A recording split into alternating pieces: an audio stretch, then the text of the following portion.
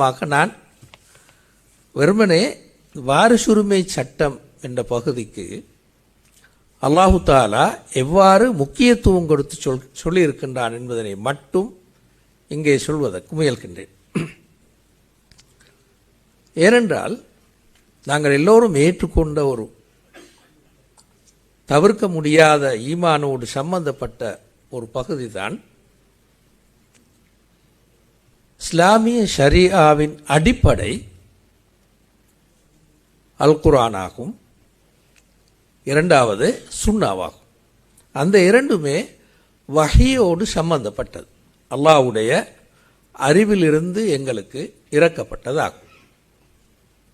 எப்போது அந்த அல் குர்ஆனுடைய வசனங்களும் சுன்னாவுடைய வசனங்களும் திட்டவட்டமான கருத்தை தருமோ அப்போது அதற்கு மாற்றமாக கருத்து சொல்வதற்கு நாங்கள் அல்லாஹ்வுடைய அறிவின் மீது நம்பிக்கையை கொண்டிருப்பதன் காரணமாக அதற்கு மாற்றமாக கருத்து சொல்வதற்கு ஆராய்வதற்கு எங்களுக்கு அனுமதி கிடையாது. ஆனால் ஒரு குறிப்பிட்ட அல் குர்ஆன் வசனமோ அல்லது ஹதீஸோ பல கருத்துகளுக்கு இடம்பாடு உடையதாக இருக்குமாக இருந்தால், அல்லது அல் குர்ஆனோ சுன்னாவோ குறிப்பிட்ட ஒரு விடயத்தை பற்றி நேரடியாக எதுவும் சொல்லாவிட்டால், இப்போது மனித அறிவுக்கு அங்கே ஆராய்வதற்கு இடம் இருக்கிறது என்பது இன்னொரு ஏகோபித்த முடிவு, எல்லா இமாம்களும் ஒத்துக்கொண்ட ஒரு முடிவு. அந்த வகையில்தான் இஸ்லாமிய ஷரியாவில் ஒரு பெரிய பகுதி இருக்கிறது, மனித ஆய்வுக்குட்படுகின்ற பகுதி, மனிதனுடைய ஆய்வுக்குட்படுகின்ற பகுதி. அந்த பகுதி காலத்துக்கு காலம், இடம் காலம் என்ற சூழ்நிலைகளுக்கேற்ப மாறுபட்டு செல்வதற்கு முடியுமானதாக உள்ளது. நாங்கள் பார்க்கின்ற இந்த வாரிசுரிமை சட்டத்திலும் ஆங்காங்கே ஒரு சில இடங்கள் அப்படி காணப்படுகின்றது. அல்லாஹு தாலா அல் குர்ஆனிலே எந்த ஒரு சட்டத்தையும் மிக விரிவாக சொன்னது கிடையாது, குடும்ப சட்டங்களை தவிர. அல்லாஹு தாலா தொழுகையை கூட அதனுடைய எல்லா பகுதிகளையும், ஃபாத்திஹா சூறாவை ஓத வேண்டும், அடுத்து இன்னொரு சூறாவை ஓத வேண்டும், இப்படி ருக்கு செய்ய வேண்டும், இப்படி சுஜூது செய்ய வேண்டும் என்று மிக விரிவாக தொழுகையை கூட அல்லாஹ் குர்ஆனிலே சொல்லவில்லை. ஸல்லல்லாஹு அலைஹி வஸல்லம் அவர்கள் தான் அதனை மிகவும் விளக்கமாக தொழுகையுடைய நேரங்கள், தொழுகையின் ரக்காத்துடைய அளவு, தொழுகையுடைய ஒழுங்கு அமைப்பு எல்லாவற்றையும் நாங்கள் சுன்னாவில் தான் பார்க்கின்றோம். ஆனால் குடும்ப சட்டங்களை பொறுத்தவரையில் குர்ஆன் மிகவும் விரிவாக சொல்லியிருக்கிறது. குர்ஆன் விட்ட எந்த பகுதியும் இந்த குடும்ப சட்டங்கள் கிடையாது. ஆனால் குர்ஆன் சொன்ன அந்த வசனங்களில் குடும்ப சட்டங்களை எடுத்து விரிவாக பார்க்கும்போது, வெறும் வாரிசுரிமை சட்டம் மட்டுமல்ல, குடும்ப சட்டங்களை குர்ஆன் சொல்லி இருக்கின்ற வசனங்களை திரட்டி பார்க்கும்போது பல இடங்கள் 2-3 கருத்துகளுக்கு இடம்பாடு உடையதாக இருக்கிறது. எல்லாமே திட்டவட்டமாக ஒரே கருத்தை தரும் என்றில்லை, பல கருத்துகளுக்கு இடம்பாடான வசனங்களும் குடும்ப சட்டங்களிலும் கூட காணப்படுகின்றது. எனவே மனித ஆய்வுக்கு அங்கேயும் ஒரு பெரிய ஒரு இடம் இருக்கிறது. ஆனால் வாரிசுரிமை சட்டத்தை பொறுத்தவரையில் அல்லாஹு தாலா அதனை மிகவும் தெளிவாக சொல்லியிருப்பதன் காரணமாக அங்கு 2-3 கருத்துக்களுக்கு இடம்பாகின்ற இடங்கள் மிக குறைவு. இல்லை என்று நான் சொல்லவில்லை, இருக்கிறது, ஆனால் குறை. அது இன்றும் ஒரு பெரிய ஒரு ஆய்வுக்குட்பட்டதாக காணப்படுகின்றது. நாங்கள் வாழுகின்ற இந்த காலப்பிரிவில் கூட சமகால இஸ்லாமிய சட்ட அறிஞர்கள் சிலர் அவற்றில் சில பகுதிகளை இன்றும் ஆய்வுக்குட்பட்டவையாக, மனித ஆய்வுக்கு இடம்பாடு உடையதாகவே காணுகின்றார்கள். நான் அதனை இங்கு விரிவாக சொல்ல விரும்பவில்லை. ஏன் இதனை சொன்னேன் என்றால், ஏற்கனவே உயர் நீதிமன்ற நீதியரசர் அவர்கள் சொன்ன அந்த விஷயங்களோடு சம்பந்தப்பட்டவையாக அவை அமைகின்றன என்பதனால்தான் நான் அதனை சொன்னேன். விரிவாக சொல்வதற்கு எனக்கு நேரம் இடம் கொடுக்க மாட்டாது. இங்கு நான் முக்கியமாக வலியுறுத்த வருகின்ற விஷயம் என்னவென்றால், அல்லாஹு தாலா சில குறிப்பிட்ட சட்டங்களை மிகவும் கடுமையாக வலியுறுத்தி சொல்லியிருக்கின்றார். சில குறிப்பிட்ட சட்டங்களை மிக கடுமையாக வலியுறுத்தி சொல்லியிருக்கின்றார். அவற்றில் ஒன்று இந்த வாரிசுரிமை சட்டம். அதனைத்தான் நான் இங்கு விளக்குவதற்கு முயல்கின்றேன்.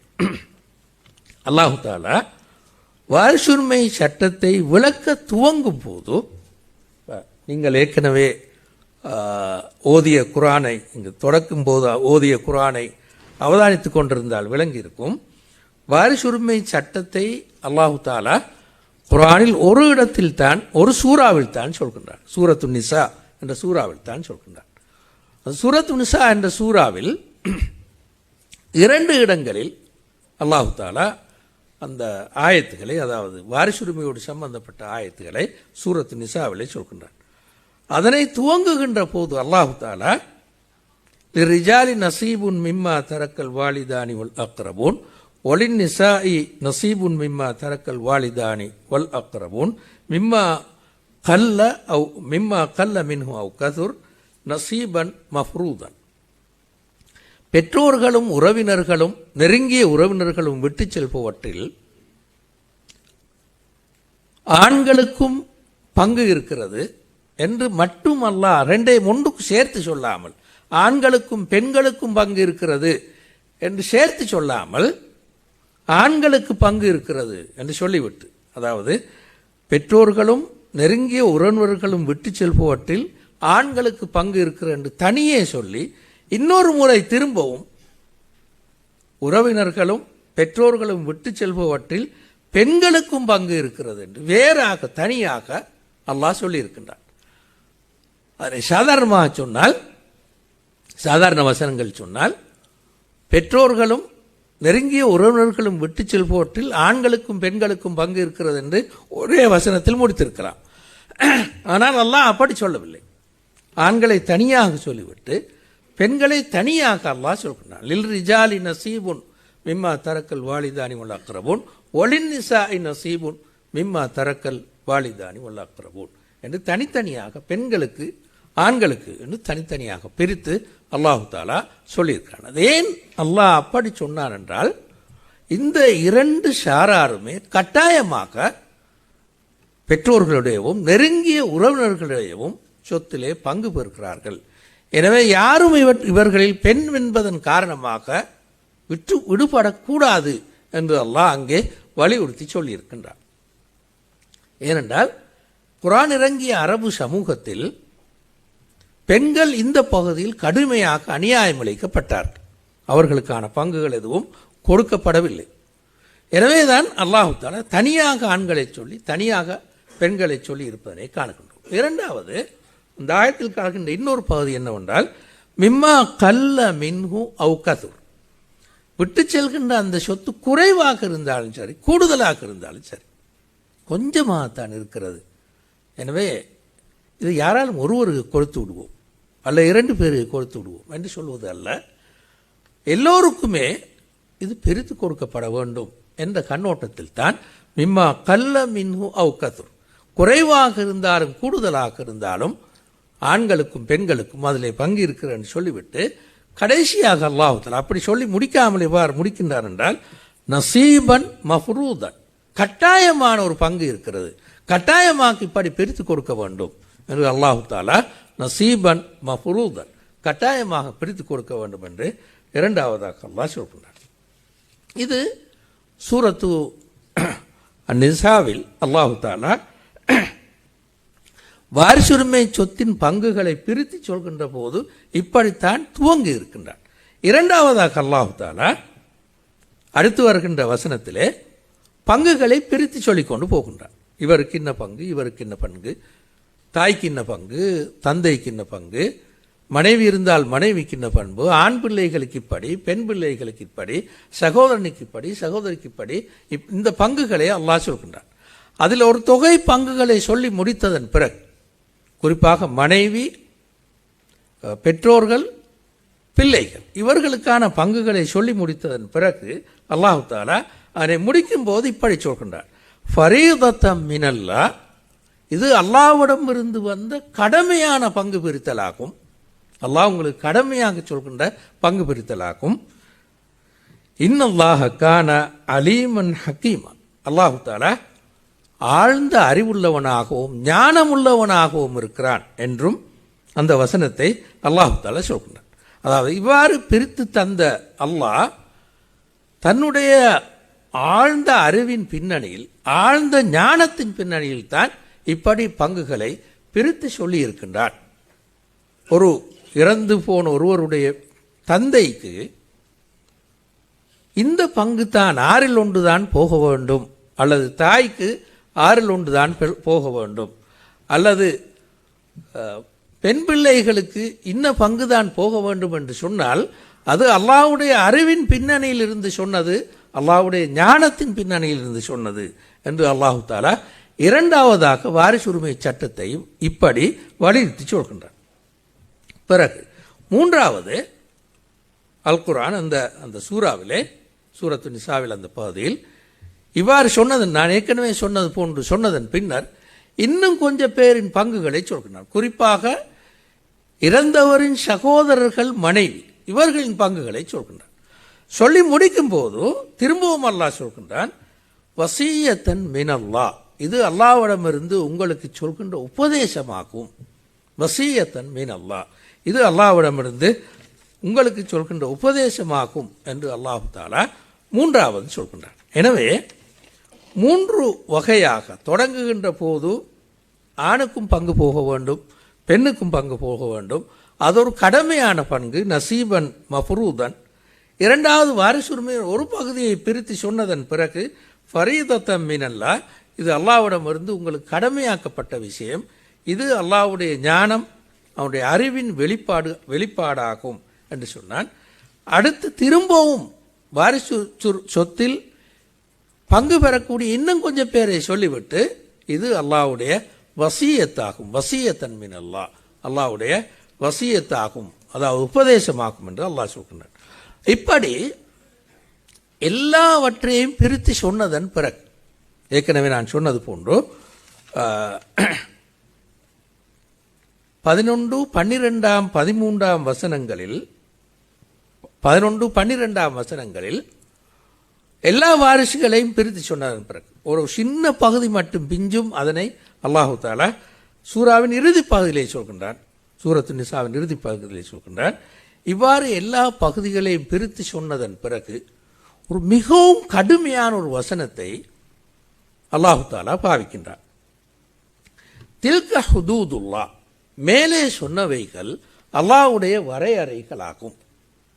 ஏற்கனவே சொன்னது இன்னாருக்கு இன்ன பங்கு, இவருக்கு இன்ன பங்குன்னு சொன்னது அல்லாஹ்வுடைய வரையறைகளாகும். தில்க ஹுதூதுல்லாஹ், அல்லாஹ்வுடைய வரையறைகளாகும். ஒமன் யுத்தில்லாஹ வ ரசூலஹு யுத்ஹில்ஹு ஜன்னாத்தின் தஜ்ரி மின் தஹ்திஹல் அன்ஹார் காலிதீன ஃபீஹா. யார் அல்லாஹ்வுடைய இந்த வரையறைகளை கவனத்தில் கொண்டு அல்லாஹ்வுக்கு கட்டுப்பட்டு அவருடைய தூதருக்கும் கட்டுப்படுகின்றாரோ அவர்கள் நிரந்தரமாக வாழக்கூடிய வகையில் அல்லாஹு தாலா ஆறுகள் ஓடுகின்ற சுவர்க்க சோலைகளில் வாழச் செய்வான் என்று சொல்லி, ஒதாலிக்கல் ஃபௌசுல் அலீம், அதுதான் மிகப்பெரிய ஒரு வெற்றியாக அமைகின்றது. மனிதனுக்கு கிடைக்கின்ற ஆகப்பெரிய வெற்றி தான் சொர்க்கத்தில் நுழைவது என்று அல்லாஹு தாலா சொல்கின்றான். சொல்லிவிட்டு தொடர்ந்து அல்லாஹ் சொல்கின்றான், அதே தொடரில் அல்லாஹ் சொல்கின்றான், ஒமன் யஸில்லாஹ வ ரசூலஹு வயதஅத்த ஹுதூதஹு, யார் அல்லாஹ்வுக்கும் அவருடைய தூதருக்கும் கட்டுப்படாது அவருடைய வரையறைகளையும் யார் மீறுகின்றாரோ யுத்ஹில்ஹு நாரன் காலிதன் ஃபீஹா, அவருக்கு நிரந்தரமாக வாழக்கூடிய வகையில் அவரை அல்லாஹ் நரகத்திலே நுழையச் செய்வான். வலஹு அதாபுன் முஹீன், அவருக்கு இழிவு தருகின்ற தண்டனை இருக்கிறது என்று அல்லாஹ் சொல்கின்றான். மதிப்புக்குரிய சகோதரர்களே, இது வாரிசுரிமை முடிந்ததும் வருகின்ற அடுத்த வசனம் 13ஆம் வசனத்தோடு, சூரத்து நிசா 13ஆம் வசனத்தோடு 12ஆம் வசனத்தோடு முடிகின்றது வாரிசுரிமை பற்றிய அந்த வசனங்கள். முடிந்து அடுத்து வருகின்ற 13ஆம் 14ஆம் வசனங்களைத்தான் நான் இப்போது ஓதினேன். அதாவது யார் இந்த வரையறை அல்லாஹ்வுடைய வரம்புகளோடு இணங்கி வாழ்கின்றாரோ அவருக்கு அல்லாஹ் சொர்க்கத்தை கொடுக்கின்றான். யார் இந்த வரையறைகளை மீறி வாழ்கின்றாரோ அவருக்கு அல்லாஹ் நரகத்தை கொடுப்பான் என்று சொன்னது மட்டுமல்ல, அவருக்கு நிரந்தரமாக நரகத்தை கொடுப்பான் என்றும் இந்த வசனம் சொல்கின்றது. எங்கள் எல்லோருக்கும் தெரியும், நான் நினைக்கிறேன், யார் நிரந்தரமாக நரகத்துக்கு செல்கின்றார் என்றால் அல்லாஹ்வுடைய தூதை நிராகரித்து வாழ்ந்தவர்கள் தான் கண்டிப்பாக நிரந்தரமாக நரகத்து செல்வார். பாவம் செய்தவன் நிரந்தரமாக நரகத்து செல்வதில்லை. ஒருவர் இந்த அல்லாஹ்வுடைய வாரிசுரிமையை சொன்ன இந்த சட்டங்களை மாறு செய்தால் அது ஒரு பாவம், அது ஒரு இறை நிராகரிப்பல்ல, ஒரு பாவம். அப்போ அவர் நிரந்தரமாக நரகத்துக்கு செல்ல மாட்டார் என்று தான் நாங்கள் சாதாரணமாக சொல்வோம். ஆனால் இந்த வசனம் அப்படி அல்ல, நிரந்தரமாக அவர் நரகத்துக்கு செல்வார் என்று இந்த வசனம் சொல்கின்றது. வாரிசுரிமை சட்டத்தை நிராகரித்தார் அல்ல, அதனை மீறினார். ஒமன் யதாத்த ஹுதூதோ, யார் அல்லாஹ்வுடைய இந்த வரையறைகளை மீறுகின்றாரோ அவர் நிரந்தரமாக நரகத்துக்கு செல்வார் என்று சொல்கின்றது. ஏன் இப்படி அல்லாஹ் சொன்னான் என்று நாங்கள் குர்ஆனை முழுக்க எடுத்து பார்த்தால் 3 இடங்களில் அல்லாஹ் இந்த வசனத்தை பார்த்திருக்கு. நிரந்தரமாக நரகத்துக்கு செல்வான் என்று சில 3 பாவங்களை சொல்லி, நிராகரிப்பல்ல, பாவங்களை சொல்லியிருக்கின்றார். ஒன்று, ஒரு முஸ்லிம் இன்னொரு முஸ்லிமை கொலை செய்வது, அவர் நிரந்தரமாக நரகத்துக்கு போவார் என்று இதே சூரத்து நிசாவில் அல்லாஹ் சொல்லியிருக்கின்றார். இரண்டாவது, சூரத்துல் பக்கராவில் வட்டி எடுத்தால் அவரும் நிரந்தரமாக நரகத்துக்கு செல்வார் என்று சூரத்துல் பக்கராவில் அல்லாஹ் சொல்கின்றார். 3, நாங்கள் இப்போது பார்த்து இந்த வசனம் வாரிசுரிமை பற்றி சொல்லி வருகின்ற இந்த வசனம்.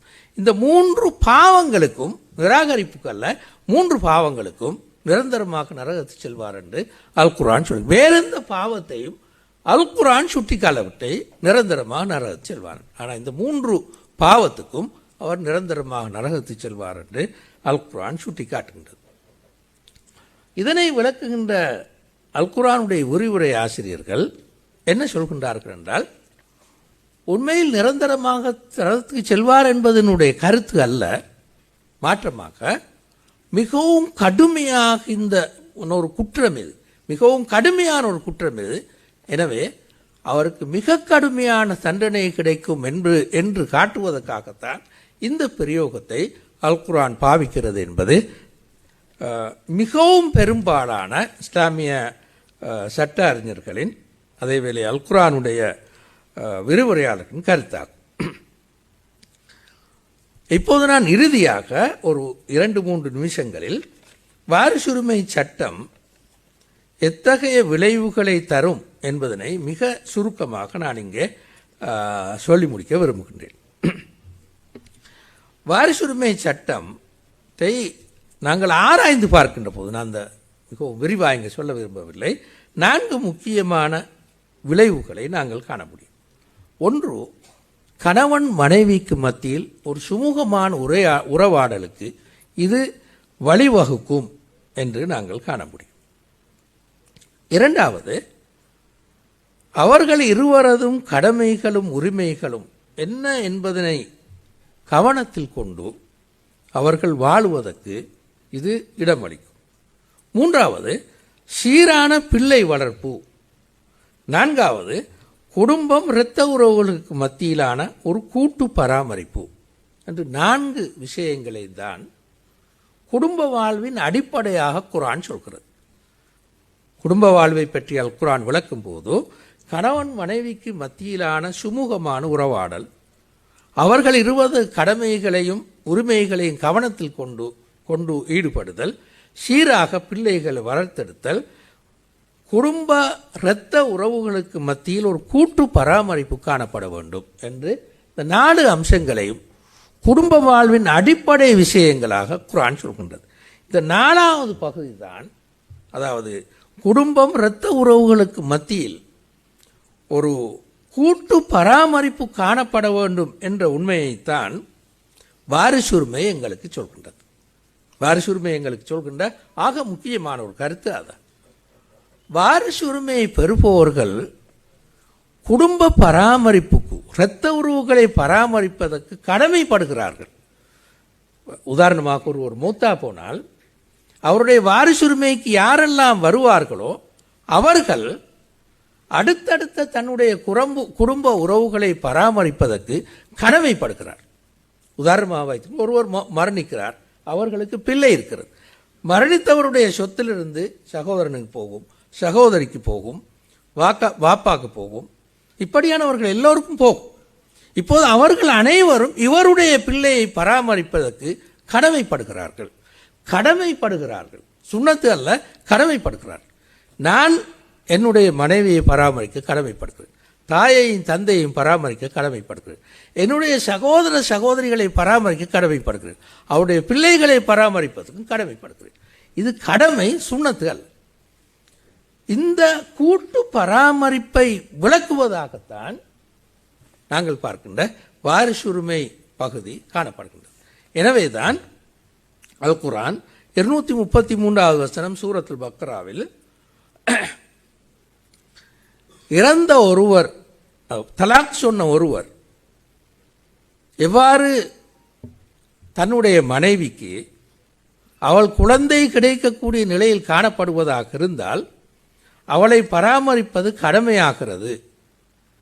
ஒருவர் தலாக் சொல்கிறார் ஒரு பெண்ணை, அந்த பெண் குழந்தை பெறக்கூடிய நிலையில் காணப்படுகிறார் என்றால் அவளை பராமரிப்பது அந்த குறிப்பிட்ட தலாக் சொன்னவரின் கடமையாக மாறுகிறது என்று சொல்லிவிட்டு குர்ஆன் சொல்கின்றது, வாலல் வாரிசி மிஸ்லுதாலி, வாரிசுரிமையாக வருபவனுக்கும் அந்த கடமை இருக்கிறது.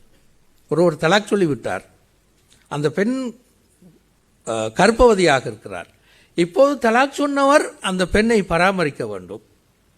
அவ்வாறு அந்த பெண்ணுக்கு யாரெல்லாம் வாரிசுரிமையாக வருவார்களோ அவர்களும் கட்டாயம் பராமரிக்க வேண்டும் என்றுதான் அல் குர்ஆன் இங்கே சொல்கின்றது.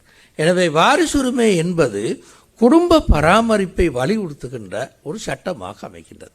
எனவேதான் தலாக் சொல்லப்பட்ட ஒரு பெண்ணுக்கு தலாக் சொன்ன கணவன் நிரந்தரமாக சொத்து பராமரிக்க வேண்டுமா என்று கேட்டால் குர்ஆனுடைய அபிப்பிராயம் அப்படி அல்ல. அவளை நிரந்தரமாக பராமரிக்க வேண்டும் அவருடைய குடும்ப உறுப்பினர்கள், அதாவது இரத்த உறவு கொண்டவர்கள் தான் அவளை பராமரிக்க வேண்டும், தலாக் சொன்ன கணவன் அல்ல. எங்களுடைய சிக்கல் என்னவென்றால் நாங்கள் எப்போதும் கணவனைத்தான் அவளை பராமரிக்க வேண்டும் என்று சொல்கின்றோம். அவருடைய தந்தை எங்கே போனான், அவருடைய சகோதரன் எங்கே போனான், சகோதரி எங்கே போனான், அவனுடைய தந்தையின் தந்தை எங்கே போனார், இவங்கள் யாரும் பராமரிப்பது பற்றி நாங்கள் யோசிப்பதில்லை. குர்ஆனுடைய கருத்து என்னவென்றால் தலாக் சொல்லிவிட்டு போன அந்த கணவனை விடவும், கணவன் அல்ல, இந்த குறிப்பிட்ட இரத்த உறவினர்கள் தான் அவளை பராமரிப்பதற்கு கடமைப்படுகிறார். இது அரபுலக பர்சனல் லோவில் இருக்கிறது. சிரியாவில், ஈஜிப்டில் இப்படி பல பர்சனல் லோவில் இருக்கிறது. உதாரணமாக என்னை பராமரிப்பதற்கு யாரும் இல்லை என்றால் நான் சொல்கிறேன், வாப்பா இல்லை என்றால் அந்த குறிப்பிட்ட நபர் போய் கோர்ட்டில் வழக்கு போடலாம். எனக்கு ஒரு இந்த சகோதரன் இருக்கிறார், இவர் பராமரிக்க முடியும், என்னை பராமரிக்கிறார் இல்லை என்று வழக்கு போடப்படும். அப்போது கோர்ட் அவருக்கு சார்பாக தீர்ப்பளிக்கும். இது அரபுலகத்திலே காணப்படுகின்ற பர்சனலோடு காணப்படுகின்ற ஒன்று. அப்போ எனவே நான் மிச்சம் நேரம் எடுத்துக்கொண்டு தெரியாது.